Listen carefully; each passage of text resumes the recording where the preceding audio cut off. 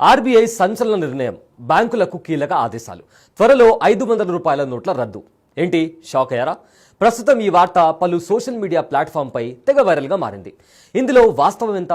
నిజంగా ఆర్బీఐ ఇలాంటి ఆదేశాలు జారీ చేసిందా?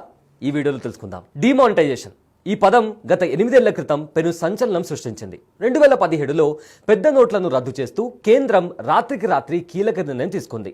దీంతో పాత 500 రూపాయల నోట్లు రద్దయ్యాయి. వాటి స్థానంలో కొత్త కరెన్సీని అందుబాటులోకి తెచ్చింది ఆర్బీఐ. సామాన్యులు తమ దగ్గరున్న పెద్ద నోట్లను మార్చుకునేందుకు బ్యాంకుల చుట్టూ క్యూ కట్టారు. ఇదిలా ఉంటే కొత్తగా ముద్రించిన 2000 రూపాయల నోట్లను భారీగా పెరిగిపోవడంతో బ్లాక్ మనీ నిల్వ చేసుకునేందుకు ఆస్కారం ఉందని భావించిన ఆర్బీఐ వాటిపై దృష్టి పెట్టింది. గత 2-3 ఏళ్ల క్రితం కూడా 2000 రూపాయల నోట్లు రద్దు చేస్తున్నట్లు కూడా ప్రకటించింది. దీంతో క్రమంగా పెద్ద నోట్ల చలామణి తగ్గిపోయింది. ప్రస్తుతం కొత్తగా ముద్రించిన 500, 200, 100, 50, 20, 10 నోట్లు మాత్రమే అందుబాటులో ఉన్నాయి. అయితే తాజాగా ఆర్బీఐ 500 రూపాయల నోట్లను కూడా రద్దు చేసేందుకు రెడీ అవుతుందని న్యూస్ సోషల్ మీడియాలో తెగ వైరల్గా మారింది.